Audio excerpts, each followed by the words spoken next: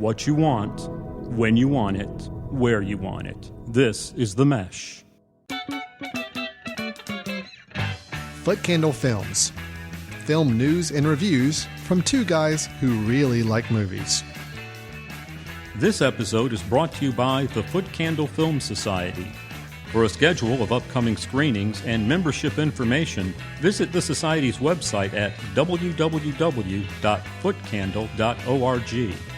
Hello, everyone, and welcome to Footcandle Films here on themesh.tv. My name is Alan. Across from me is Chris. Hello, everyone. Chris, how are you doing today? Doing good. Good, great. Couple of big movies to talk about. We do have two big movies to talk about. This is our film review and discussion show here on The Mesh, where we normally review anywhere from 1 to 3 movies an episode, and then we follow that up with some news items that we have to share, and that will be the case in this episode as well. We have a couple of news items to discuss about some ongoing new productions that we're interested in or maybe curious of.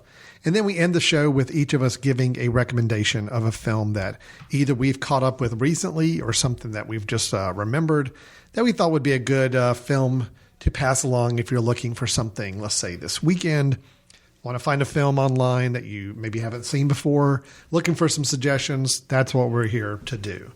So with that, Chris, we're going to jump right into our first review. Well, we've got 2 reviews, but our first review is going to be the latest Marvel Studios production, starring all 145 superheroes that they have introduced in the past 10 years of Marvel films. It is Avengers Infinity War. And then we'll follow that up with a review of the latest film by Wes Anderson, stop-motion animation film called Isle of Dogs. So, Chris, are we ready to go into the Infinity? Yes. Awesome. I guess. Here we are with Avengers Infinity War. There was an idea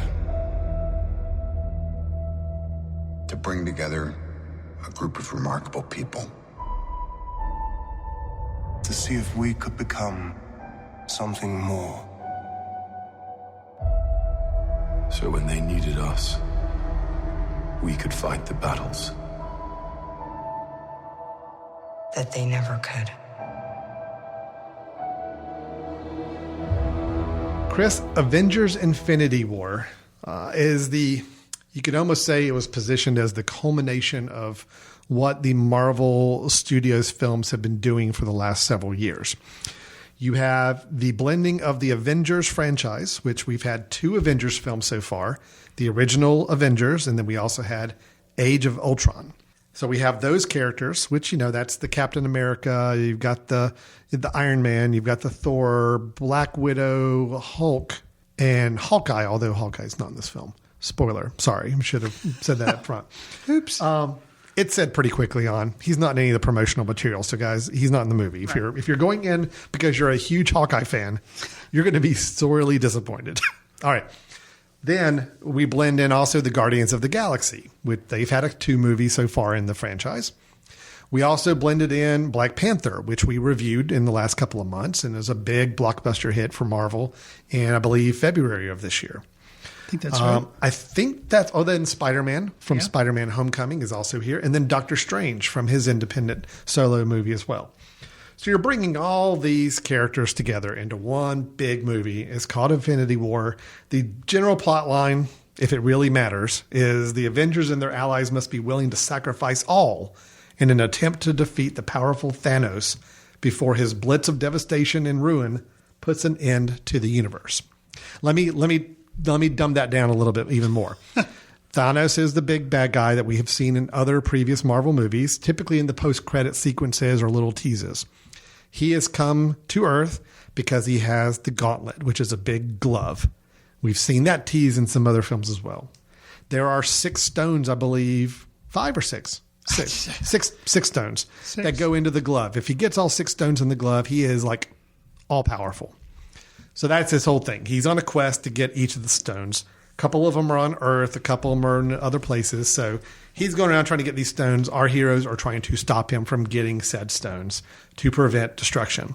Thanos' whole deal is he wants to eliminate half the population because he feels like assets are scarce throughout the universe, and he feels like the part of the problems in our universe is that we all fight over limited resources or starve or have wars because of that. He wants to eliminate half the population, solve the problem, done. That's his MO in the film. So, Chris, there's a lot of people in this film. Yes, there are. You and I have reviewed a lot of Marvel films over the past 10 years. I think we've probably talked about all of them. I would we guess. have talked about it. We didn't review all of them because we started maybe like around the time. We may of have the started a first little later, but Avengers, as long as we've been doing the show, we have reviewed every new Marvel film that's come out. Absolutely. I have generally been more positive on the Marvel films than you, in general, just as a general swath. There may be one or two that you've liked more than me, but most of them, I kind of take the edge on the positive review. Mainly because I grew up a big Marvel Comics fan. I still am a Marvel Comics fan. I like the characters. I have a little more affinity to them probably than you do. Mm-hmm. That all being said, I came out of this movie, the first thing I thought after the credits were done and I walked out of the theater is I said, I don't think Chris Fry's going to like this movie. Now, that's all I'm posing to you as a situation. Was my instinct, have I known you over these last several years correctly?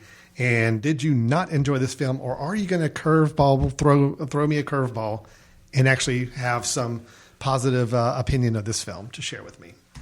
I mean, and I'll tell you why I think you don't like it. If you want to go and explore I can say some positives, but overall,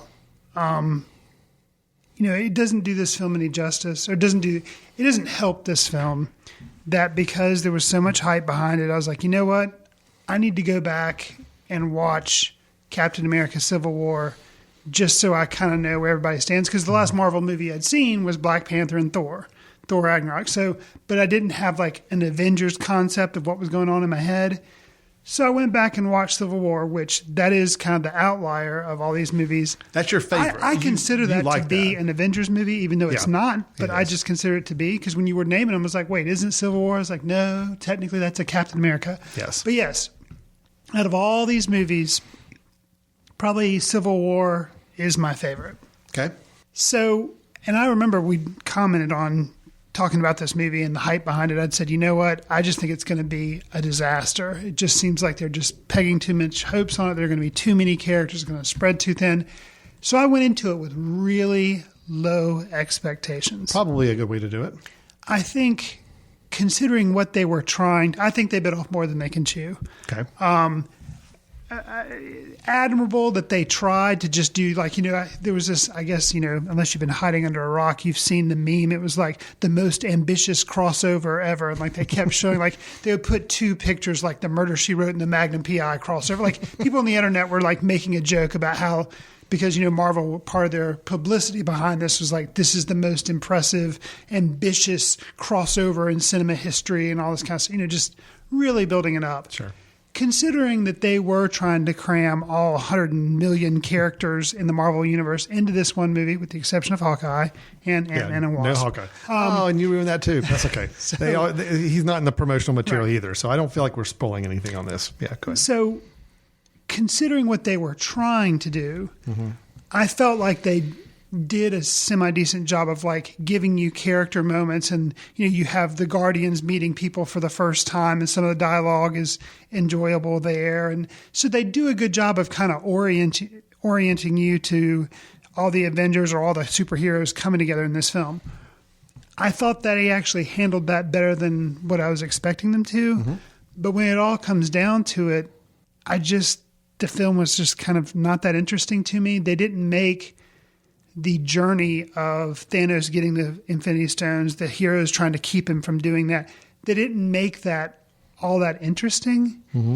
And then by the end of the movie, the way the movie ends, which I will avoid trying to spoil anything there, although probably everybody knows, but I'll try to just keep it ambiguous.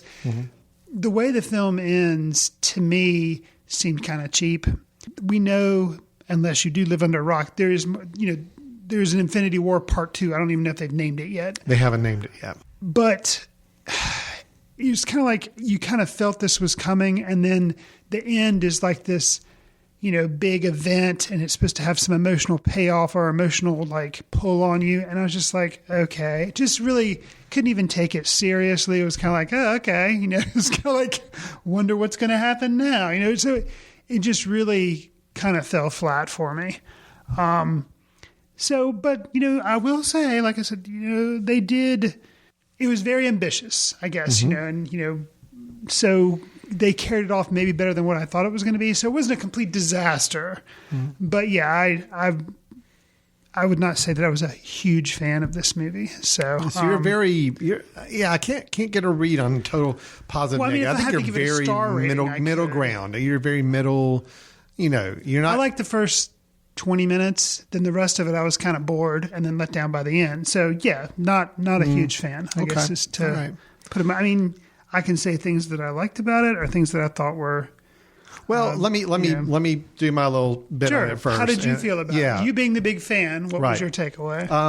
I went in with a lot of trepidation, just like you did, mainly because the sheer volume of people involved. Right. And everything I've seen, just the media side of it, was just, wow, how are they going to possibly get all these characters in there and give them any sense of a good storyline to work with? Like you, I was impressed with what they were able to pull off given the tasks that they had. I'll look at the directors as saying, okay, they were told by Marvel, here's the deal. We want a film that has all these people in it. So go make it. And they did. For better or for worse. I had a really good time with the movie. And I'll tell you why. It's because I'm biased. Absolutely biased. This movie is the most perfect representation of a comic book I think it's the biggest fanboy movie I've ever seen. It is a huge fanboy movie. If you're a fanboy of it, you're going to like it. But average moviegoer who's maybe not that into it, which would be me, it's like it's just not a good movie. Whereas Civil War, I don't think you have to be a fanboy. If you take out all the multiple characters, there's still an interesting storyline and plot that's weaving through that movie about kind of the relationship between Captain America, Cold War, about people turning against you. Like there's all this stuff there and it's woven together. The damage that's really getting caused by superheroes going around. Civil War is awesome. This, you strip away the heroes just meeting each other. There's not really that much to it. And what is really dumb. A glove with a bunch of jewels on it. And like the guy, like it just, and then the even questing after that, it just was not interesting. It was not interesting. It's, it's the same as Lord of the Rings. It's the same concept idea, which I know you got your own opinions there, but it worked for me because I did find a lot of fun in it. And I think, yes, my main criticism of the movie is that it's not really a movie. Okay. It's not. It is. It's a video game. It is a 4-issue crossover series by Marvel Comics where we're going to throw all of our characters together and have them have a big battle. Well, there's no plot line. There's no, build to anything as much, but it was fun. I had a really good time because I do like most of the characters in this universe. The fact that I'm watching some scenes and I'm feeling like, this is exactly like I would imagine if you had told the 12-year-old me reading comic books and I'm reading the big issues where everybody teams up and they're up against a really big villain. I never would have imagined that they could have actually put that on a film and make it actually kind of work. And that's how I was feeling about this. And 2 hours and 30 minutes, no way, too long. I think this sounds strange for me to say because I don't like these movies really. I'm getting really burned out on them. But I think if they had broken, unlike The Hobbit, which they made into 15 movies, and Lord of the Rings, the Return of the King was 18 million different endings on that one. If they had taken Infinity War Part 1 and actually split it up into Part 1 and Part 2, and then I think that was the problem is they made it was too long. They tried to cram, you're saying they crammed in a 4 comic book series into one movie. Yeah, that's a mistake. They actually should have boiled it down a little bit more and just separated it out because I think they tried to do too much. And the stuff that's enjoyable for me, and I feel like for a lot of other people, is the character interactions. And instead it was just battle scene, battle scene, battle scene, battle scene, battle scene. And there was a little bit of funny stuff, but then a lot of time it didn't work because people are getting killed and they kind of make a joke and you're like, okay, that doesn't really, tone was not really well balanced. And that's what was so strange for me. It's not like these are different directors. No, these are the same guys that did Civil War and that did Captain America Winter Soldier. So, it's like, I guess, yeah, like you're saying, they were just given the script and said, okay, guys, do this. And they didn't have much control over how they carried out doing it. Yeah. And the thing is, Thanos... I'm just going to let you keep going. You compare, you talked about how you're a big fan of Marvel, and I'm more of a DC guy, but I admit the movies have been terrible. The original Nolan Batmans were good, Burton's Batman, but everything else is kind of garbage. Justice League was garbage. Mm-hmm. And why was Justice League garbage? They had like this weirdo superhero that was all CGI and like came from some other world, kind of like a Thanos type thing. And it was terrible. Mm-hmm. Like he wasn't grounded. And that's what I said is that Infinity War, Thanos is kind of an interesting character. I think he's a very interesting character. Josh Brolin, who voices Thanos, and you can tell like he's modeled after him and stuff, facial wise. Interesting. He did a good job with voice work. It's just something about better directors or maybe a better script would have given you more of an understanding, because like his logic and then how they try to make you feel kind of sympathetic for him with some of the things that end up happening in the movie about how he has to make some choices. And it just doesn't, I don't know. And there again, maybe split Infinity War up a little more and maybe you could get behind in the mind of Thanos a little more and it would make more sense. But unless you're a fanboy and you're just there to see the story that you already know is going to happen being brought to life on screen with no changes or no creativity, then have at it. Then I guess it's awesome. But for the average moviegoer that just wants a good movie in itself, not that impressive. I think you're more in a minority on that, quite honestly. Just Apparently, because, I am. Yeah, because I was it's going to say, making a lot of money. Well, and the reviews the audience reviews are like really, really high. So I get it. I understand what you're saying, and I do think if you have more of an affinity for the characters and the history and kind of that comic book serial storytelling mentality to it, this totally works, I think. Much, much better. Yeah, if you have an appreciation of the serial mentality and getting strung along for dozens of movies, then the ending of this movie, you're probably like, oh, and you are totally into it and bind it and just can't wait. Such a piece of garbage, the ending. Such garbage. Wow. Okay. Such garbage. See, all right. Such garbage. The thing is, and I can't really go into why because... Well, let's just say, I'll just say, you read it, you open up a comic book that comes out in November and the end of the issue has this major cliffhanger where it looks like a character, something happens to a character and you're just like, oh, by December, January, that character's coming back, but it's part of the fun of how are they going to do it? What's going to happen? That's where the fun is. No, did I watch the ending and think, oh my gosh, this is permanent. This is crazy. This is going to change everything. No, I'm like, okay, by the next movie, everything will be changed again. But there again, nothing has any stakes and nothing matters. Welcome to comic book world. So, it's a dumb world unless you're in 8th grade or 7th grade. Like, it's stupid. Dude, I read these. I enjoy these. So they're not dumb. They're fun. So, I mean, it's a fun side of storytelling. So, it's serial storytelling. It's been around since I don't know how long. I mean, it's been around forever. I guess serial storytelling to me can be made more interesting. And this was just so predictable, like the way it ended and everything. You're like, okay. Like if they were actually gutsy enough to follow up on anything that happens in the ending and like keep some of that true, that would be amazing. Okay, well, and I would change. I mean, maybe they will. I mean, some of the things I do think they're going to be kept permanent. I think some are going to happen. I mean, I'm not trying to tease anything or spoil anything, but there'll be some of that. Oh man! So I don't think it's fair to judge the film on what they're not going to do in the next one. I think it's you judge the film on what you judge it on what it is, what you saw, and I think you and I differ on it. I enjoyed it. I will clearly say I don't think it was a traditional movie. If you go in expecting a start, middle, end with a plot and with true development, no, this is like we've been developing this universe for 10 years, and now we're going to do a film that's like really servicing everything we've done, and we're just going to dump everybody together, and it's going to be a bunch of fights, and it's going to be a lot of like fun stuff. And for people who've enjoyed it for 10 years, you're going to enjoy it. If you have not been enjoying it for the last 10 years, you're definitely not going to enjoy this movie because it doesn't do anything different than what we've been building up for this time. And I guess I shouldn't have. The worst thing I could have done was watch Civil War. Because if I'd gone in with Avengers and Avengers Age of Ultron, then I'd have been like, yeah, I'm going to hate this. I'm going to come out and been like, yeah, it's kind of what I thought it would be. But Civil War gave me that false hope. just gave me false hope. Let me hit some of the more specifics on here, and you can do Sure. the same as well too. So I did think Thanos was a really well developed villain.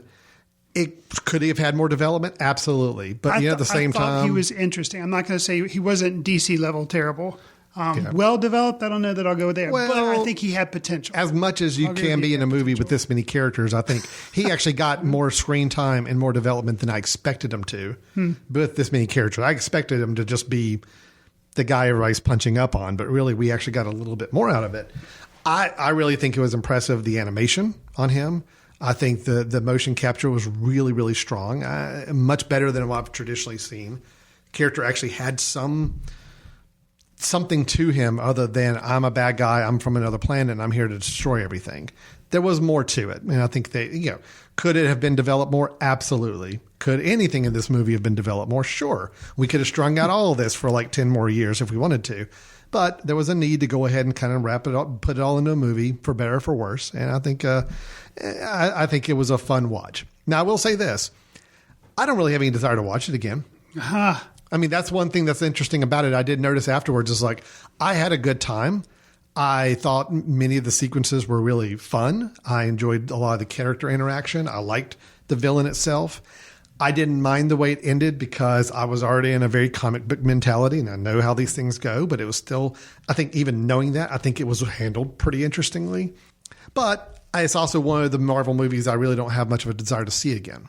Because again, I think the reason why I want to go back and rewatch films sometimes is you're picking up on things that you might not have noticed, and there's more development you're watching of characters. There's none of that in here. So there's really nothing to go back and watch again.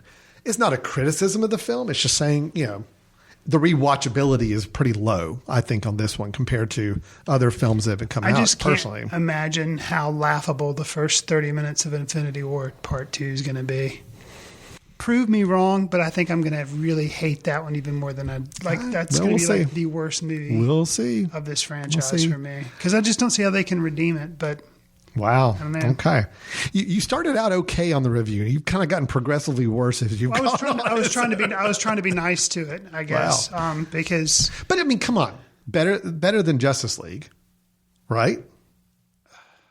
I mean, Justice League was garbage. I mean, it didn't have anything fun and enjoyable with it. I mean, better than Justice League, but that's like saying... Well, I know, but I'm just trying to set some sort of like parameter, like some sort of like balancing here to like... It's like better than Howard the Duck? Well, yes. Well, I know, but I think the biggest equivalent... Better than Morphin and Power Rangers? The Yes. biggest equivalent we've got on this is, in the last year or two is probably the Justice League as far as a culmination type movie, and we're going to throw all these that's characters what's so into heartbreaking it. to me is that individual ones of these movies, the first Guardians movie, liked it. Mm-hmm. I actually liked the Thor movies. I'm in minority on that. Mm-hmm. I actually liked the first one, and the second one wasn't as good, but I liked it okay. And like the Captain America movies, I've liked all of them. So that's what hurts even more is I don't like Avengers movies. The one prior to this, I call Civil War, it was actually decent. So even though I had expectations, because I said, this is too many characters, what always happens in comic movies, and it's going to be a disaster, I had that glimmer of hope. So I started off being like, well, it wasn't as bad as I thought it was going to be, but I thought it was going to be really, really, really god-awful terrible. Mm-hmm. And as it is, it's just disappointing, a letdown of what could have been a lot better. Mm-hmm. So, yeah, and I, in the minority, that's okay. All right. So any comic book fans out there, all your hate mail Chris's email, I'll share it with you later in the show. So I thought it was a great representation of serialized comic book storytelling. Not as a movie. It was Kingdom of the Crystal Skull. No, there's no way. That is where you take... That's serialized storytelling. It is. The problem with the Crystal Skull is you took characters that had such great storytelling elements. Agreed. And you tried to put them into a plot that did not work at all for the characters, and you lost sight of who the characters were. I will argue till the end of the day that all the characters in Infinity War, even though they don't have any individual personal development, are still very, very true to who they've been built up in this universe. I'm not denying that. See, for Indiana Jones, Crystal Skull was a shallow version of himself. I just wish they could have been given more to do in Infinity War. Well, I mean, They're definitely true to themselves in the little bits of interaction they have where they're not just fighting and throwing things around and making stupid jokes that don't balance the tone. Yeah, they are totally true to who they are. Yeah. And that's why, if anything, the Guardians actually make more sense because they've always been kind of flippant in their whole like interaction with each other anyway. Mm-hmm. So they're the least jarring in kind of how they do. But some of the other stuff just doesn't.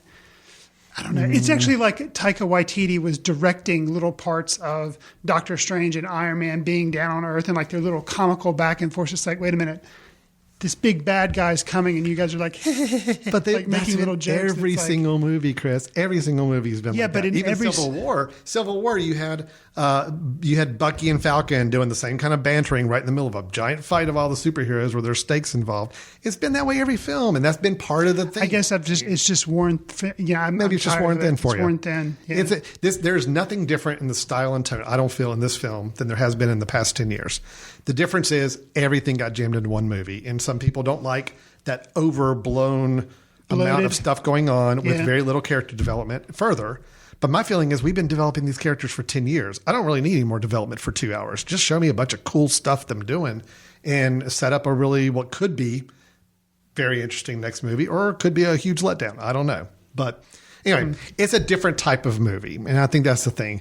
Here's the thing I will say, just for those that are listening to this, trying to decide if this is a movie they even want to go spend their money on at this point. If you like the other ones, go see it. Yeah. I mean, that's... Well, all right. So my parents... It's that easy. My parents, I made no recommendation to them that they should go see this movie. I didn't mention it. It hasn't come up in conversations, but I get a text after opening weekend. We just went to go see Avengers, and we really had a good time with it. And I'm just like, but you've never seen like hardly any of the other movies, I don't think. You don't know anything about these characters. This seems like the completely type of opposite movie that you would enjoy. They're not burned out on superhero movies. There's possibly that, or it's just they just went in and just had a good time with it. So, I think there's some balance either way. If you go in looking for a good film, no, it's not a film by the typical traditional, let's really see the best acting. Let's see some great direction. Let's see some great character development. No, it doesn't care about that. It's, let's get to the action. Let's get to the fun. Let's get these characters together we haven't seen together ever before. And let's do something that, might entertain people. It was all that. Let's get a bunch of characters together in a movie and be applauded for that. And I'm like, no, I need more than that. All because right. the story was non-existent and there was nothing else there other than the fact they did do a semi-decent job of having so many people in one movie. Outside of that, all right, for me, fair nothing. enough. Agree to disagree, and that's perfectly fine. So we really didn't talk any specifics, but that's actually okay because I don't think we really need to. We kind of, covered the broad swath of the film. So those of you who have seen the movie, who listen to this, you understand how we feel, and I think you know what we're alluding to.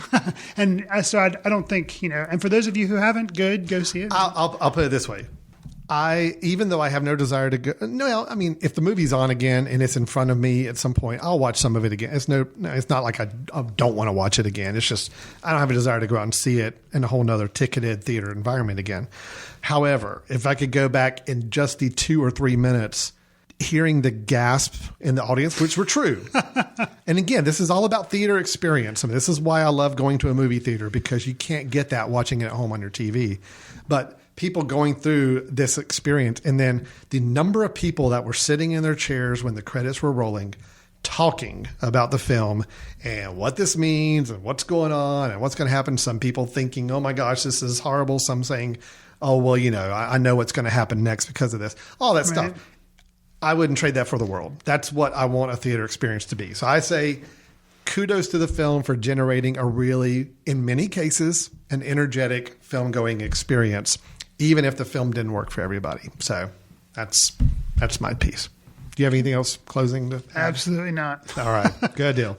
Well, let's go ahead and wrap that up then. So Avengers Infinity War will probably be in theaters until next April, the rate it's going right now. So you should have easy time seeing it. I can't imagine anybody living in a place where you can't drive more than 15, 20 minutes and see this film right now. So I think if you want to go see it, it's more than available for you right now.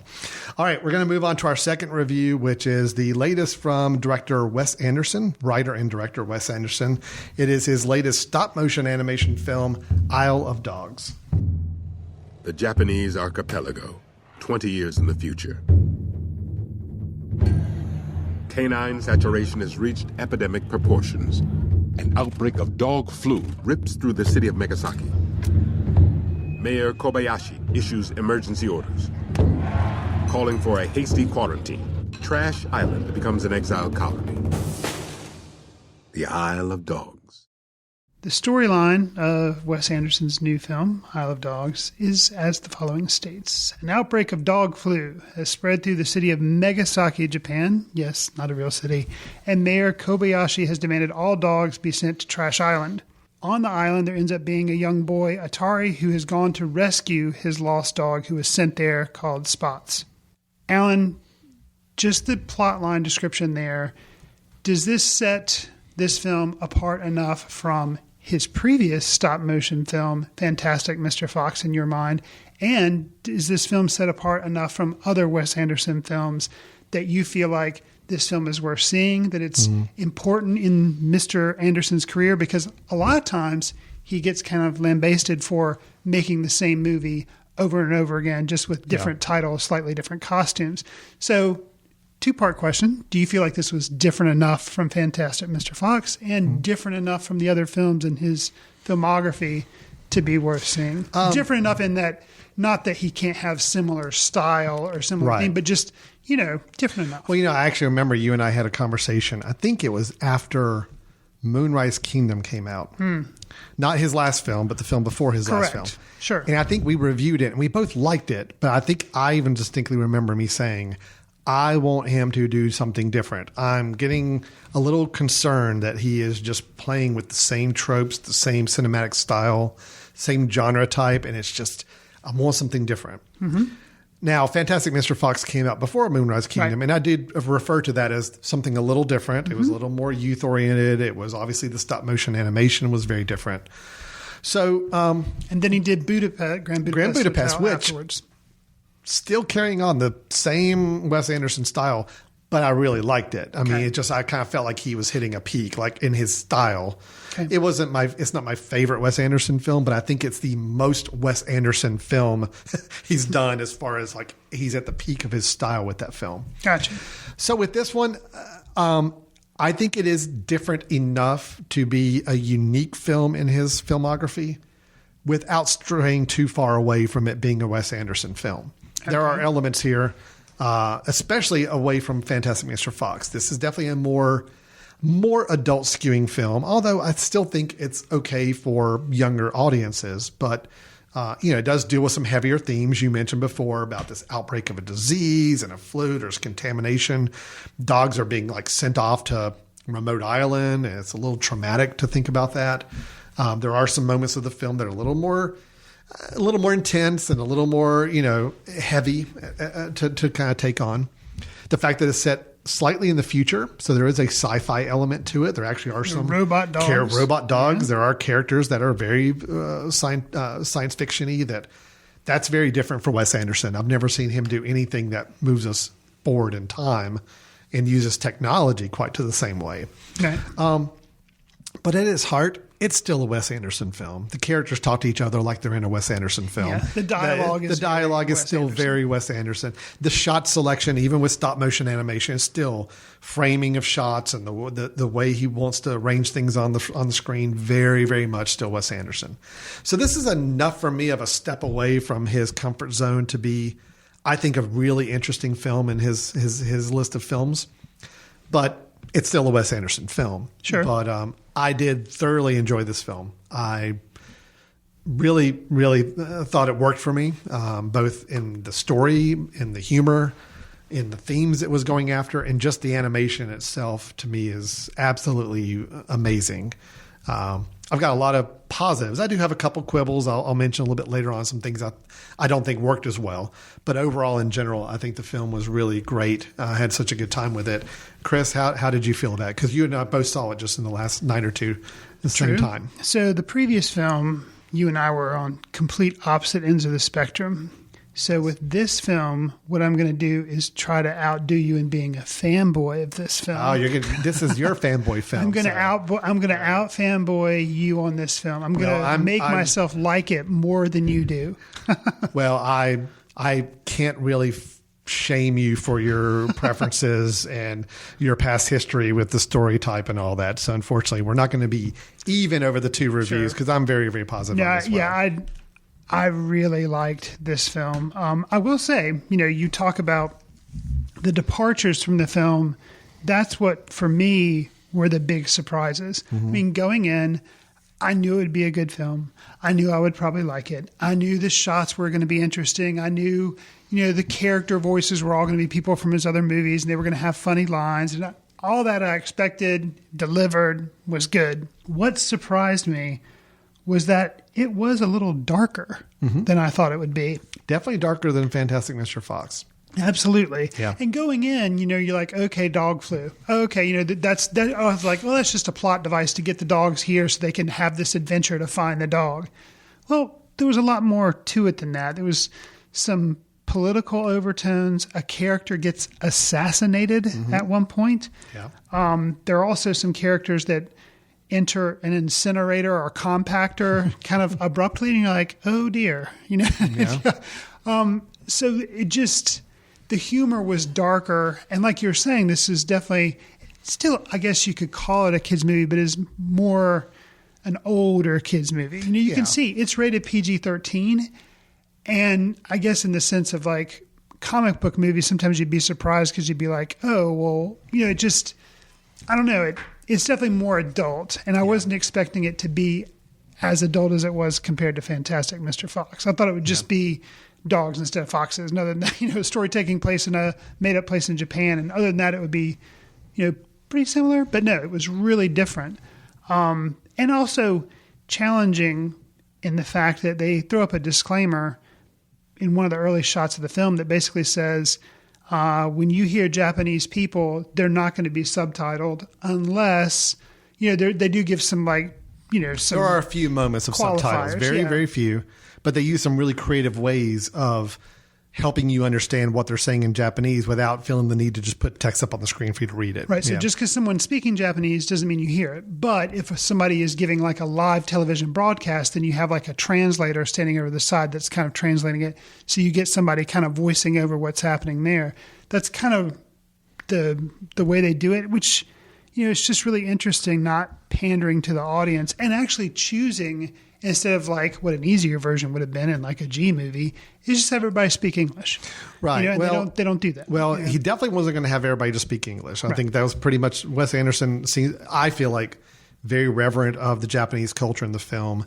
That's not what he wanted to do. Right. Now, I also think, here's a little bit of my theory. I think, the idea of subtitles is that every time a subtitle comes up on the screen, your eyes have to leave the frame to visit the text. True. And I don't think he wanted you to do that. I think that so much care and attention is put into what's in the frame, every visual, that for your eyes to even have to dart down and read something is just kind of offensive to all the work that's going on the screen. Okay. So in other words, let's have them not have to read anything as much as possible. And that way we'll use translators. We'll use devices that translate for them and all that. So that way everybody can just stay visually focused on the film. I would not be surprised if that was some part of a discussion with Wes Anderson in general, because the animators that made this film, this is just an amazing feat that they pulled off on the animation here. The idea of even looking away from it for a second was just not even an option for me. And the other device that they use is that the humans in the film, with the exception of a foreign exchange student, they're all speaking Japanese. Sometimes it's translated, sometimes it's not. The dogs all speak English. Right. And they're kind of, the driving force behind a lot of the narrative. So interesting decision in that too. So Well, I guess it's the idea that we don't really know what dog language would sound like. So might as well go ahead and make it English and make it easy for everybody to follow and understand. Sure. But I do like the fact that they didn't go the route of having it to where the dogs and the humans could understand each other or anything. The dogs would hear people talk Japanese. It's like, I wish I knew what they were saying. So right. It was clever the way they used language and helped us follow the story, using some really kind of interesting creative devices to do so.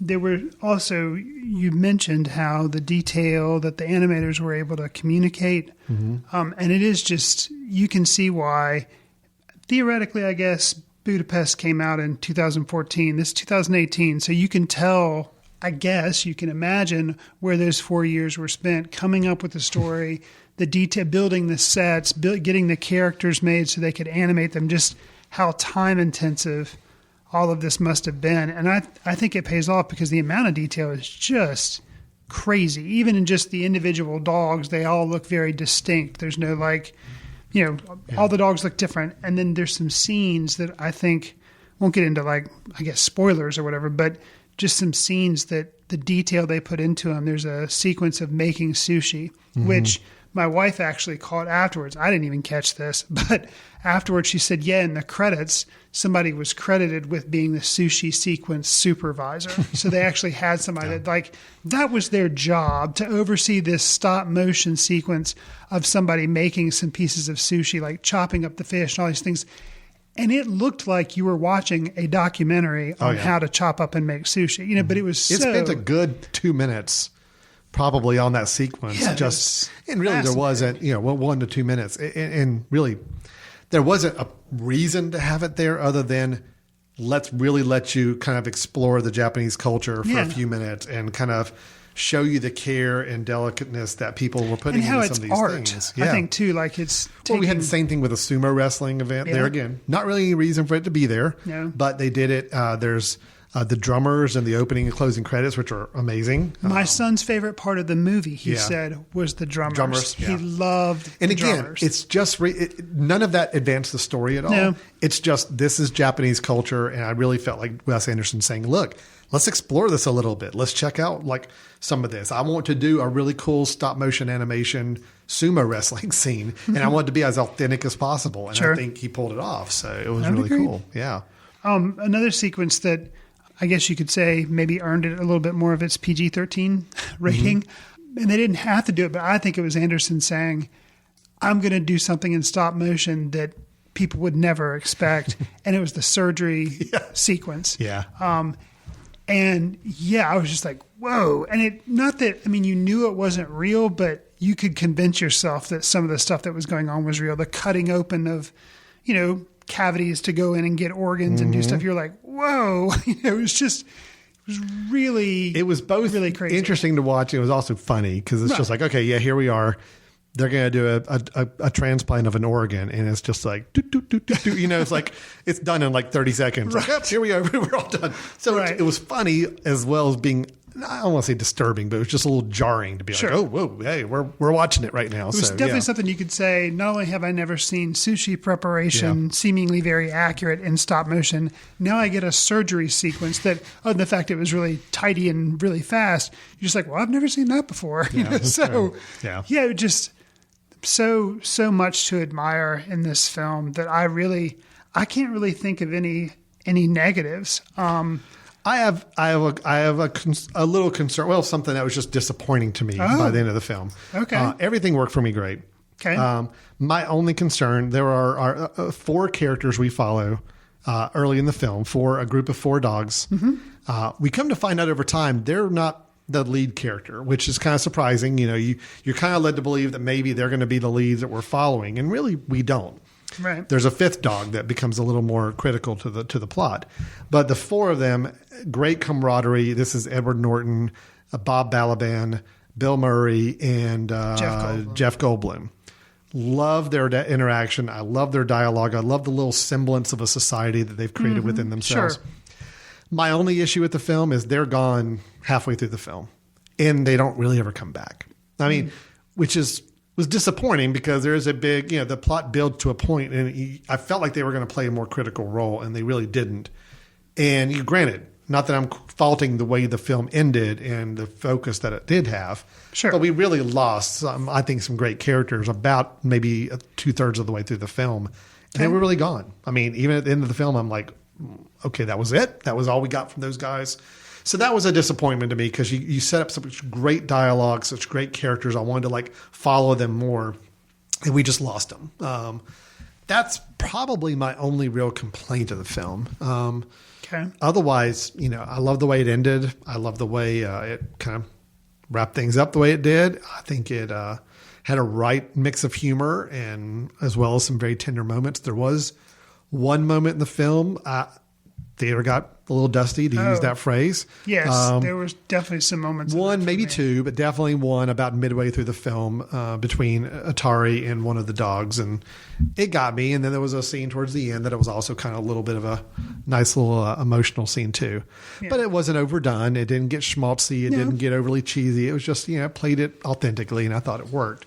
I love the film. I thought it was great.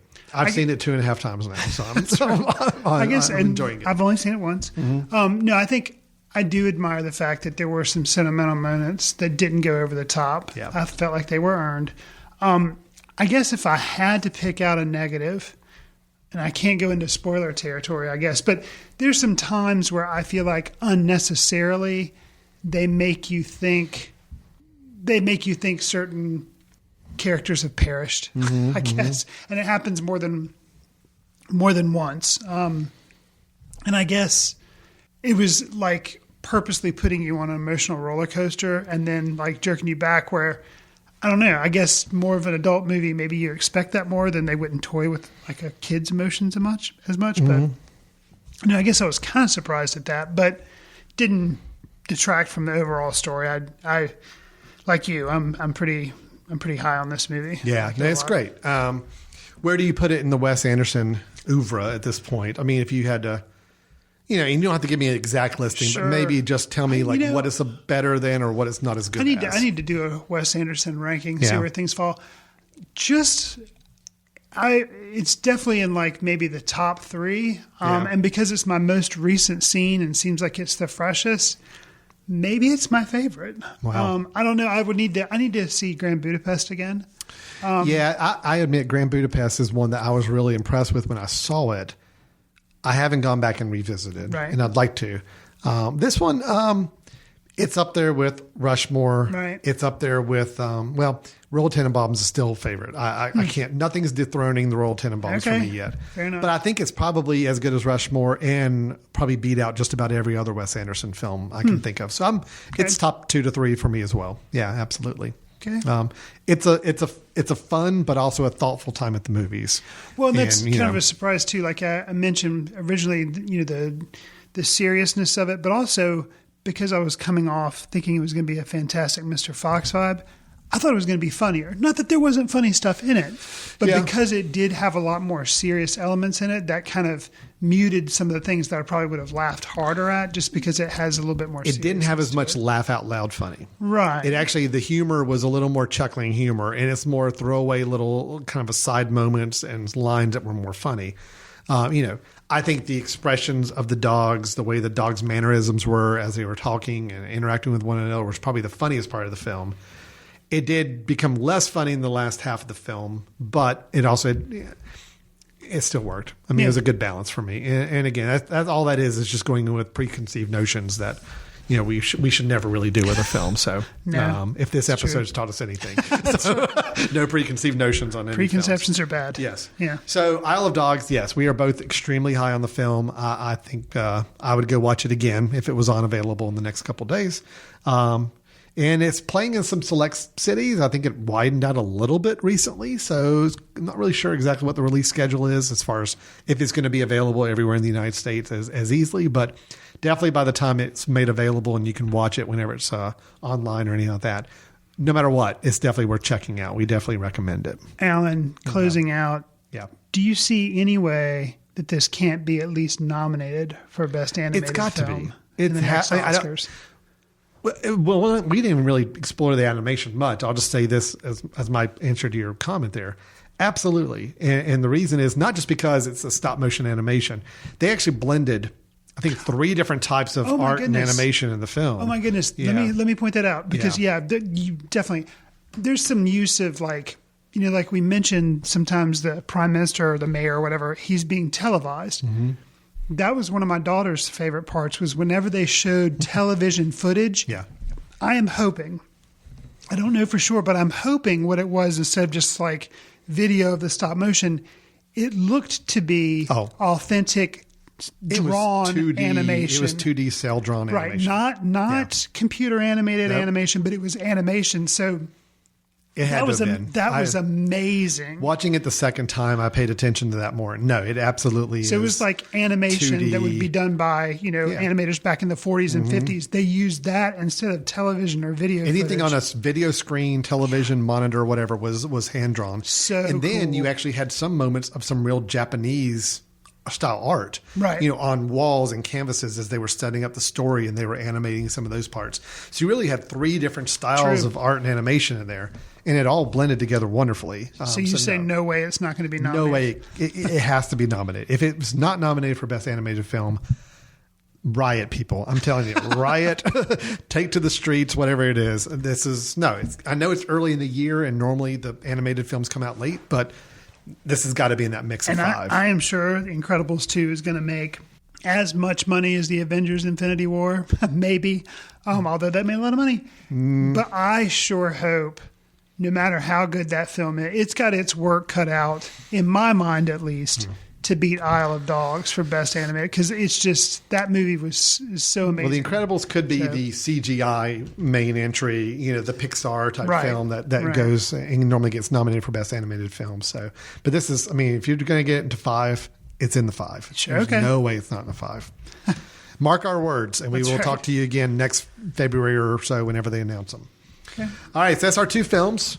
I, Alan, am saying go see Avengers Infinity War if you want just a good, fun time and you're into the comic book movie and you're not burnt out on it yet. Chris is saying, skip it. Unless you don't have air conditioning and you want to have 2.5 hours of air conditioning. And then Chris and I are saying absolutely, definitely go see Isle of Dogs. I will say Isle of Dogs, better than Avengers Infinity War. So go see Isle of Dogs if you have the choice between the 2. But I do think Avengers is fun. So anyway. All right. With that, we're going to take a quick break. When we come back, we will do some news items we have to share with you and kind of get some feedback from one another. And then we'll end the episode with our recommendations. So stay tuned. You're listening to Footcandle Films here on themesh.tv. Local authors, illustrators, and storytellers come together to create Storytime Station at The Mesh. Storytime Station is a video podcast that works as a virtual storybook. Each show features a new children's book and new reader.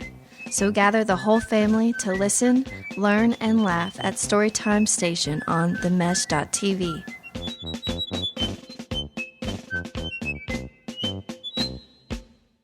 Welcome back to Footcandle Films here on themesh.tv. I'm Alan, and with me is Chris. We just finished our argument/discussion about Avengers Infinity War and our universal praise for the film Isle of Dogs earlier in the episode. Before we move on to our news and our recommendation, I just wanted to remind everybody listening that you are listening to The Mesh. This is a podcast. Many people ask, what is a podcast? What does that mean? Well, A, you're listening to one right now. B, what makes it a little different than a typical just audio or video program is that you have the ability to subscribe to the show. We put out episodes throughout the year.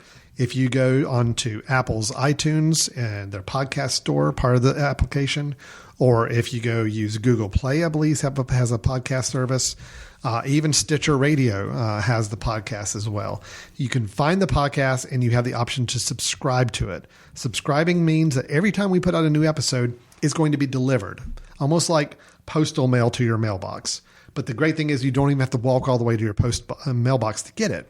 We make it easy. We make it so easy. If it's on your phone, if it's on your iPad, if it's on your computer, wherever it may be, the episode gets downloaded to whatever you're using to listen to podcast. So we encourage you to go to themesh.tv. That is with a THE at the beginning, THEMESH.tv,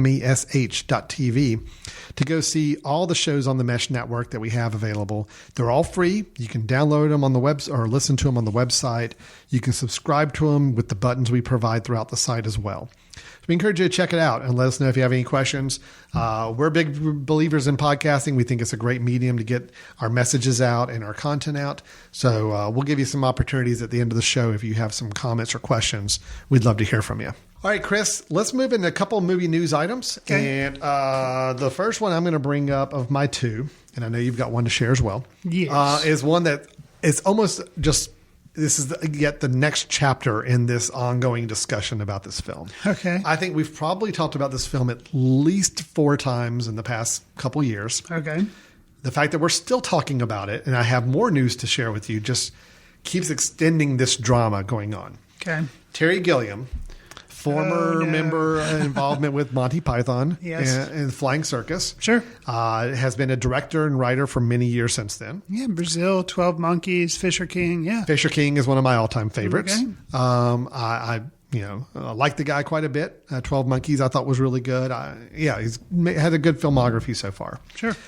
The Man Who Killed Don Quixote has been a film in production for years, to the point where back in 2002, Chris, 16 years ago, is when they made the documentary about the fact that the film was not made yet and still under production. So it's been 16 years since Lost in La Mancha. Right. That's back when Johnny Depp was signed on to play the lead. Right. And that's way gone by now. That was a documentary about how this tortured production has taken so long to get this movie made. That was 16 years ago. Wow. And he finished it. He finally finished it. A trailer came out. So that was the last time. See, I didn't. Last time we talked, I didn't look at the trailer, but because I was trying to not do that. But I did hear you talk. Yeah, we announced on the show. Chris, the trailer may be the only thing you're going to be able to watch for a while. Oh no. Okay, so here's the deal. Here's the latest news, and this is as of just a few days ago. Okay. Amazon, who was going to be one of the distributors of the film. Okay, the Amazon Studios and all that stuff. Was going to. Okay. But they have now pulled out of distributing the film. What was the reasoning? There's an ongoing legal dispute over its ownership. So a court decision is going to be made this coming Wednesday.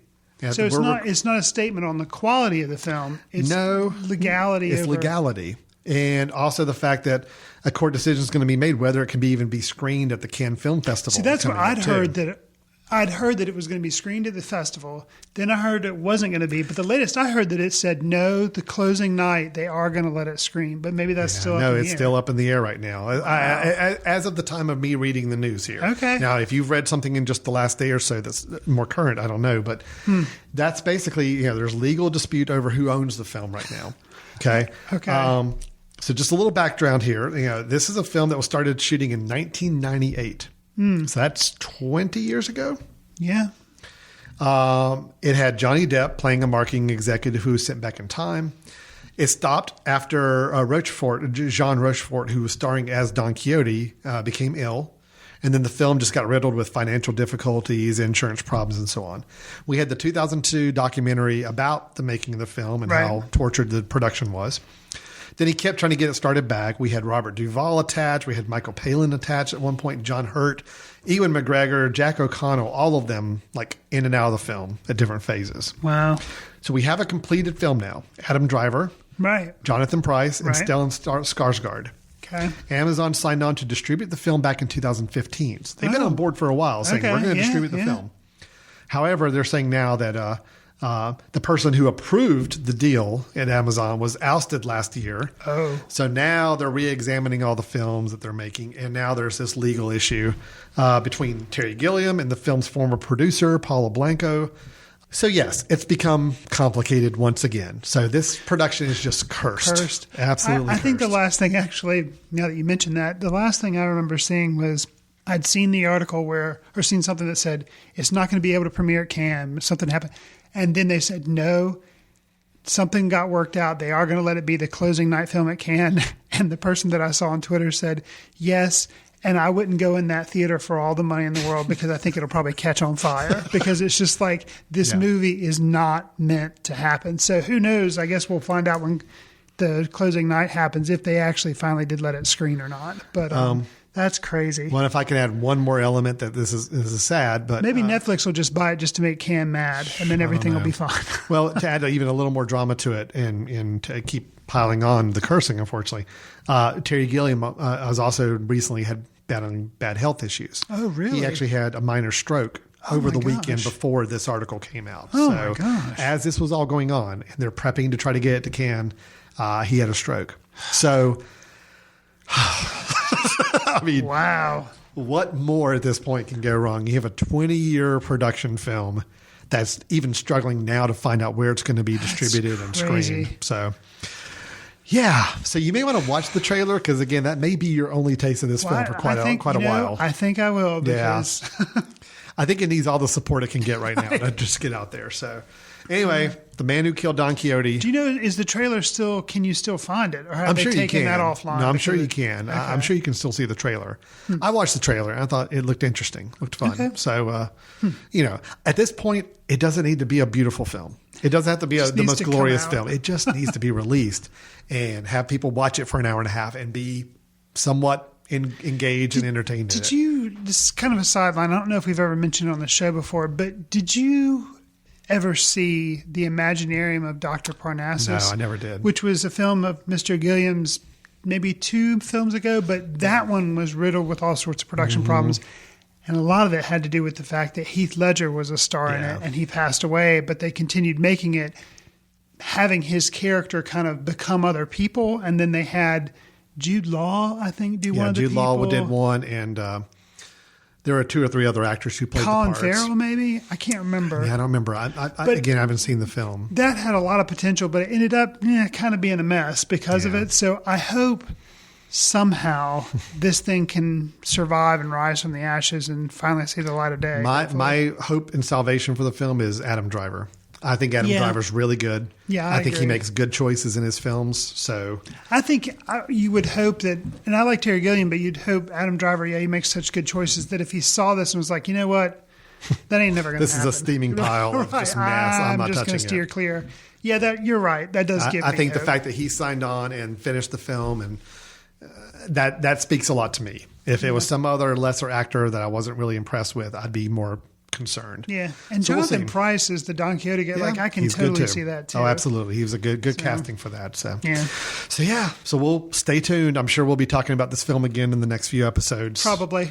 Hopefully with better answers for you. So, Chris, what have you got to share with us? Well, speaking of a film that we've touched on at least once, twice, 3 times, we've talked about this film, but supposedly now I have a title. Tarantino's next movie is Once Upon a Time in Hollywood. This is the title. Manson. Okay. Oh, and it's that changing. was kind of the trepidation that I had, and I think almost everybody else in the world had. They're like, oh my goodness. Tarantino, who's known for kind of gratuitous violence and not, maybe not being serious with how he depicts violence and, maybe not being he's not known for being worried about breaking a few eggs to make an omelet. No, Sure. doesn't walk on eggshells. Okay.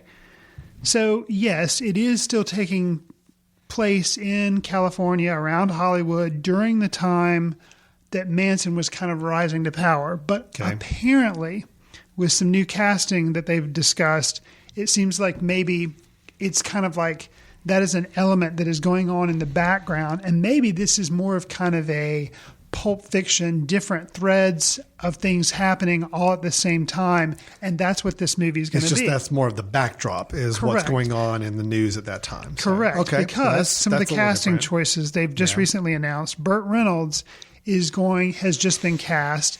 And interestingly enough, he's been cast as an 80-year-old man who rented his big ranch out to Charles Manson. And that, all right, so I'm really curious about. And at the time this all happened, Burt Reynolds is 80 years old now. So it's like, he's actually playing somebody who's his exact age, kind of a, odd person. So that's interesting. Margot Robbie has been cast as Sharon Tate, who is the person that Manson ends up killing, or his followers do. But what's also been revealed, kind of in like how this film may come together, and kind of its focus is that Brad Pitt and Leonardo DiCaprio are maybe, there again, it's all speculation, maybe more of the stars of the film, and it centers around they play 2 kind of washed up actors who used to be very popular in Westerns, and but now kind of like, Westerns aren't cool to make anymore, and they're still living out in Hollywood, and it's kind of like, well, what do we do now? Meanwhile, their next door neighbor, Sharon Tate, is, doing well. So it's kind of like, it may be a series of threads that are all weaving together to tell the story, not really focusing on the actual Manson and the Manson and murders. I can see that. I know some people are all a little concerned when they heard it being a story about Manson. Right. I think every single Tarantino film that's been announced, people worry. Well, there's always a topic or a theme that you hear, and everybody's like, "Oh, okay, so it's going to be that kind of film." And it never is that kind of film. Because Django Unchained, I remember hearing about that, and I was like, "Oh," but actually, I liked it. Yeah, Django Unchained was played a lot more as a cowboy movie, almost but it really was a movie about slavery, and it was so. Again, I think he's always playing with. Tarantino's the kind of guy I think who just gets in an interview, talking with people about a film. He's like, "Oh yeah, I'm going to make a film about this." And then people just run with it and say, "Oh, it's going to be a Charles Manson film." Sure. No, he's thinking about Charles Manson, thought, "I want to do something in that time period with some of the people that were involved in that." Right. But I got a whole nother idea. And I trust the guy. I'm not the biggest fan of The Hateful Eight. I thought that was a real disappointment. Hateful Eight was a letdown. It was a letdown. Well. And I liked Inglourious Bastards. I was really loved big it. on that. One of my top 10. Right. We're hitting directors right now that have all put a film in my top 10 so far. Okay. So Glorious Bastards, Fisher King, all up there. Sure. I'm definitely still more pro Tarantino, even though one or two of his films more recently haven't always worked for me. But Inglourious Bastards and Django Unchained, I really both enjoyed both of those. Well, what's interesting to me too is I guess they're getting close to starting filming, or maybe they've already done some. But supposedly we will know how this film turns out because it has a August 2019 release. Okay. So in a little over a year and a half or so, we'll know. We will know. Because it's an August release, it looks like, maybe he's going to be trying to do Oscars. So could be. I mean, that's typically the time you try to shoot for on that. So right. All right. Well, my last news item, not a whole lot to say on this. I just thought very interesting. Okay. So as we talk about Cannes Film Festival, and some of it started, so some of the reviews are starting to come in from people who are seeing the films. Sure. The first full day of the Cannes Film Festival, there was a movie that showed that has the honor of being touted as the longest movie in the history of Cannes Film Festival. Oh, really? It's a documentary, and it was 8 hours long. Oh my goodness. It was by Chinese director Wang Bing, the longest film ever watched that this particular person who saw it ever watched at a festival, and I do believe it's been touted as saying it's the last one at Cannes. Yeah, 8 hours. Showed the whole day. So, longest official selection in Cannes history. Now, so the O.J. Simpson Made in America, which won Best Documentary, I guess, 2 years ago. Yeah. I guess it wasn't. It was long, but maybe not. Or it didn't show at Cannes. It didn't show. It started out as a TV series that they just kind of then put. Well, they release it in installments on TV and then kind of stitch it together to make one big long film. And then did festival circuit. This film supposedly is not really broken into like episodic or whatever. It's truly like one long documentary for 8 hours exploring. What is it about? So It's talking about the anti-rightist movement in China, a campaign to deal with the supposedly subversive dissent within the ranks of China's Communist Party between 1957 and 1959. There was, and the kind of the impact that had. A lot of people starved to death. There was a lot of punishment and labor camps going on for re-education. So supposedly this documentary was shot over a dozen years. Really? It has tons of interviews. So and almost almost as long as the Don Quixote movie. Yeah, just about. We're talking about two long productions here. Okay. Talking to the survivors of this incident back in the 50s, and then so anyway, it's like an oral history. The guy who wrote a little write up on it said it was basically like an oral history of a genocide. Just hearing people talk at length about it. You're not confined to having to try to get into 90 minutes. Now, 8 hours, it's a long time. That's daunting. Sure that they did give people breaks. I would hope so. But at the same time, if you're really going to explore a topic, I mean, you really just want to dig in, and you've got a captive audience who wants to soak it in and absorb it and learn every aspect. Imagine how freeing that would be to not feel like you've got to cut and edit and, okay, we got to get it all down to like 90 minutes or 120 minutes. Yeah. It's kind of, I can see as a director, it's probably very freeing to say, I'm going to spend the next 10 years shooting and working on this. And when I put it together, I don't want to cut all this stuff out just to make it a short film. I'm just going to let it roll as long as I feel like it takes to really properly tell the story. Right. So anyway, I just thought it was interesting. It's also a big risk if you spend that long and then everybody's like, oh, it's garbage. Then that'd be a big shame. True. If you spent 12 years of your life. But at least you're going down in history as the longest film ever played at Cannes. Okay. For what it's worth, AV Film, where I read the review about this, gave it a B+. So, okay.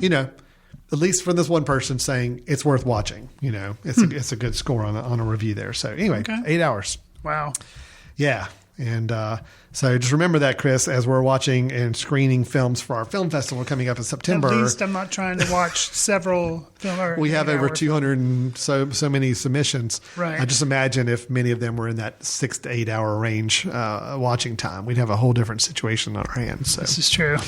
Sure. All right, Chris, that's our news for the episode. So it sounds like we had a long film showing at Cannes. We have Man Who Killed Don Quixote, a long production cycle on things. And then we've got a little more information on the latest Quentin Tarantino production that we should see hopefully next year. Hopefully. So, all right. So with that, let's move into our recommendations. So Chris, we share a film that either we've caught up with recently or maybe we've been recommended, but we know is available either online or you can maybe rent the DVD somewhere and check it out. So with that, Chris, I'd love to know, what is your recommendation for the episode? So my recommendation is a film called Nocturama. And I had heard of it because at the end of last year, when people were kind of making their best of 2017 lists, I saw it pop up a lot. And I was like, I have not heard of this film. It was I believe it's a French film. And I think because it was released maybe in 2016 over there, but didn't play in the States maybe until 2017. That's why it started popping up a lot on year-end lists in 2017. Well, I finally caught up with it recently on Netflix, which is where I watched it. You can see it now. And brief description, it's a group of young people in Paris, and they engineer a plan to basically spread shock and awe throughout the city. They each have a different role they play, and then after they basically set off some bombs, they meet up in a department store, kind of hole up in a department store, and kind of hide out, basically. Mm-hmm. This film is over 2 hours long. Mm-hmm. The first 40 minutes, there's very, very, very little dialogue. Mm-hmm. A lot of people walking places. Mm-hmm. Not a lot's going on, and you really have to be patient with this movie. Mm-hmm. And I'm not saying like it's kind of a one-timer for me because the ending is very, very heavy. Oh boy. So, just be aware of that. It's rated R, obviously, for many good reasons. I mean, these people are, they're not children, they're teens, I guess, or, maybe 15, 20, maybe 20 somethings. But anyways, young people. Yeah. And what's particularly devastating is, they're kind of upset about the government, upset about things, and they do these actions, and then the dawning of kind of what they've done and the realization of the impact that it may have on them. And it's devastating. And that's the thing, is like 40 minutes in, you're like, okay, I don't really understand what's going on. Then it starts to dawn on you. And then about an hour and a half in, not that you feel sorry for them, mm-hmm. but you're kind of sympathizing for them that maybe they just, they just haven't had a lot of guidance, people that have cared about them in their life. Like sure, and then it's like, mm-hmm. oh, this is not going anywhere good. Wow. It's shot really well. The scenes in the department store it's a very high-end department store too. So there's just like riches and wealth everywhere. And it's just, I don't know, saying a lot. You could say it's heavy-handed, but there's not a lot of dialogue. It just really makes you realize certain things. Kind of a tough sit. Yeah, sure. But the cinematography is really good. I recommend it. How did you watch it again? What was it? It was on Netflix. On Netflix, and okay. It's called Nocturama. So, if you're in for kind of an off-the-beaten-path film that made a lot of people's top 10 lists, Nocturama on Netflix. And it's by a director who I was not familiar with. I think he's done some other work, but Bertrand Bonello is his Interesting. name. So. Okay, great. I'll tell you what, Netflix. I pulled up Netflix the other day. I hadn't really turned it on in a while, and I was just flabbergasted with the number. Like if you watch like just released and you scroll through the bar, right. How many original Netflix films there are now on that service. So yeah, wow. they're really spilling. Like we've reviewed Meyerowitz stories, which had come out, but starting in 2018, some ridiculous number of Netflix original movies. Everything on the just released bar, I think, was a Netflix original production, either a TV show or a film at this point. So right. I've got my recommendation. I'll get to it in just a second. But just talking about Netflix, I will say one I'll give a small, quick recommendation to. Okay. That's not a traditional film, so that's why I'm not really going to spend a lot of time on it. But if you are a fan of stand-up comedy. Oh, I think I know where you're going with this. John Mulaney, who I'm a big fan of, former writer for Saturday Night Live. He had a very short-lived sitcom on NBC for like 6 episodes that it was basically could have been the next Seinfeld, but imagine if Seinfeld, nobody watched Seinfeld the first 6 episodes and didn't get it and just they canceled it. That's kind of where I felt like it was meaning to go and just never made it. Gotcha. So he's been basically stand-up specials, but he's got Kid Dynamite is his latest one, and it's hilarious. It's very, very good. And Dynamite or Gorgeous? Oh, I'm sorry, Kid Gorgeous. Okay. Kid Dynamite's probably like a famous boxer. This is Kid Gorgeous. Okay. So sorry, Kid Gorgeous at Radio City Music Hall, I believe. Yeah, it's a stand-up comedy special. You don't really look at it to see the cinematography or to see how it's shot. I will say this: John Bryan, who is a musician that's done, he did some work for Paul Thomas Anderson. I think Magnolia he did the score for, and a few other films. He basically plays the intro music leading into the performance, which is kind of fun. He's there on stage playing a big pipe organ type of thing. But the comedy is really, really good. It's just a well-made, nice length comedy special if you're into stand-up comedy. All right. But again, I don't consider that a film in our film recommendation, so I'm not making that my official one. Okay. Instead, what I'm going to recommend is something a little more interesting. One of the things I love about our film society is that we get people talking about films, and we have had people recommending films to us. Now, I get a lot of recommendations sent. I'm sure you get some as well, that I don't have time to watch all the recommendations, but I was actually handed a DVD of this one. And so when somebody hands me a DVD and I can look at the cover art and look at the description and say, oh, this sounds interesting, I'm going to watch it. So I end up watching it. So the film I saw, and I wanted to bring up as a recommendation because it ties perfectly in with Isle of Dogs. Oh. This is a Japanese film. Okay. Staying in the Japanese culture. Okay. And it's called Tampopo. Tampopo. By writer and director Juzo Atami. I'm probably saying that very wrong, but and it does star Ken Watanabe, who we've seen some in some films, and several other Japanese actors. This is a film from 1985. Oh wow! Yes, it's an older film. Okay. I've never seen a movie that has focused on food so much as this film.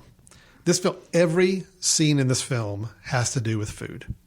The plot line is as follows. There's a trucker, his name is Goro, who rides into a town and stops for, I don't remember the reason he stops with his friend, and they hop out and they visit a little noodle shop there in this little town in Japan.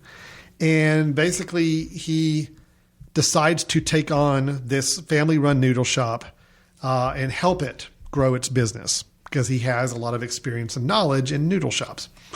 So the whole movie is about Tampopo, who is the woman who runs this little noodle shop, getting advice from Goro and Goro's friend to be a better noodle shop. Okay. That's the movie. But what they've done with this film, which is what makes it really interesting, is that, yes, in its hour, 50-minute running time, probably about 45 minutes of it is truly that plot that I just described. Okay. What did they do instead is along the way, it will cut to a completely unrelated scene sometimes, completely unrelated a sequence that's almost like a little skit about food. So you experience all these other little skits that really have no bearing on the main storyline whatsoever. It's meant to be a comedy then? It is a comedy. Okay. Although a dark comedy in some places, I will definitely say.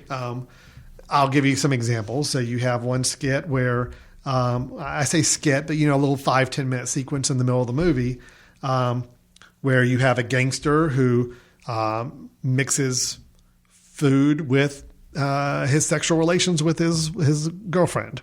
Whoa. And food plays a major part in that sequence. Then you have another whole sequence where there is a woman who keeps sneaking into this grocery store shop and squeezing all of the food and fruit in the store. And the store owner is getting very frustrated by it and is constantly trying to chase her down to get her out of there. Again, that's nothing bizarre. to do with the main storyline, hardly at all, other than it's all tied into food. It's all about the joy of food. It's all about how people treat food in their daily life. You have a lot of scenes of noodles and broth and ways of being made. I've never seen more food focused in a film before than this film. Did it make you want to go out and eat noodles? It did, although it also showed a lot more of the behind the scenes of making it to where it's not always the most appealing thing to see to try to eat. But I definitely did want some noodle soup after this. That was absolutely certain. It's funny at times. Some of the sequences are a little corny and just don't really work very well.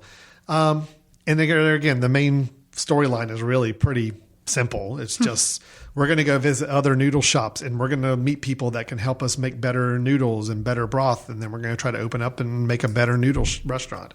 That's the film. And but I liked it. Okay. Not all of it worked for me, but I enjoyed it mainly because it was just trying to do something different. It was just a unique watch, if nothing else.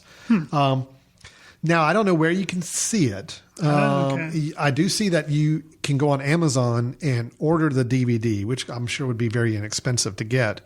But I don't think it's online anywhere, which is unfortunate. So that's a little bit of the caveat with my recommendations. I don't think you can just go online and search for it.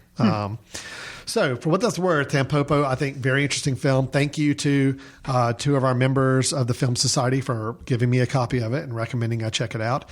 What prompted it was us showing Phantom Thread and kind of the emphasis on food, especially in the latter section of the film. And the role it played made them want to come have me see this film. And I'm glad they did because it was a fun watch. So very interesting. Okay. All right, so that was our recommendations. We kind of dug a little deep on both of those. So we didn't pick the both little mainstream, both foreign films, both little unique films too. So Chris's is available on Netflix. Mine, you may have to go hunt for a little bit more, but both some interesting watches if they sound at all appealing from our descriptions there.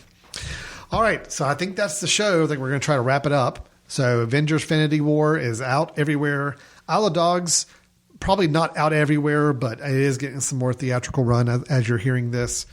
And we won't rehash our opinions on those. So positive from me on both. Chris, positive on Isle of Dogs. Correct. And then our news items and our recommendations. And I think we have a full episode. So Chris, after listening to this show, if anybody says, you know what, I am a comic book fan and I want to give Chris Fry a piece of my mind for telling me that my preferred form of storytelling is dumb, where would they go for that? So send an email to info@themesh.tv and put something in the subject line that flags it for Footcandle Films. And flag it for Chris Fry too. I want to make sure he gets those. Flag it and say like Infinity War is the most amazing movie ever, and you need to appreciate it more. That's fair. Also, we would be remiss if we didn't say Footcandle Film Society is putting on a Footcandle Film Festival in September 28th through the 30th. So that's going to come up. We'll have more information about the movies we'll be showing later. But as for right now, if you are a filmmaker and you're interested in submitting your work, you have until June 18th to do that. And all you have to go to footcandlefilmfestival.com, and there's a link there to submit your work through Letterboxd. Not Letterboxd, that's something else. Film Freeway. Film Freeway. Yeah. Yeah, we would love to see both the films. We have until end of June. Yep. For that. June 18th. June 18th for the cutoff. Right. And then of course we'll be selling tickets for the actual festival after we've made the final selections in July. Correct. So be on the lookout for that in July as we start to promote the ticket sales and announcing the final lineup of films for the September festival as well. Letterboxd, I did mention that. That's something that if you want to keep up with what films Alan and I are trying to watch, every once in a while we may try to write a review of it. Website, we both have accounts on there. That's Letterboxd without the final E. But check that out. That's kind of a good way to keep up on films and see things or hear about things you might not have heard of. Absolutely. All right. Well, that should wrap us up for this show. Again, we will be back soon. Please subscribe if you'd like to make sure you get all future episodes, or you can just always visit the Mesh website and listen to them on demand if you would rather go that route. If you happen to subscribe through something like iTunes, you want to go ahead and give us a rating while you're there, that would be awesome because that does help us reach more listeners. So we'd appreciate that. It does. The more ratings we get, obviously, hopefully if they're good ratings, but even if they're not, it does at least generate more search results for people looking for other film discussion show like this one. True. All right. Thanks so much, everybody, for listening, and we'll talk to you in our next episode. See you in the ticket line. Watch news through the courtesy of Footcandle Film Society. Special thanks to Carpal Tuller for the show theme music. For more about Carpal Tuller, visit www.carpaltuller.com. You've been listening to The Mesh, an online media network of shows and programs ranging from business to arts, sports to entertainment, music to community. All programs are available on the website as well as through iTunes and YouTube. Check us out online at themesh.tv. Discover other network shows and give us feedback on what you just heard.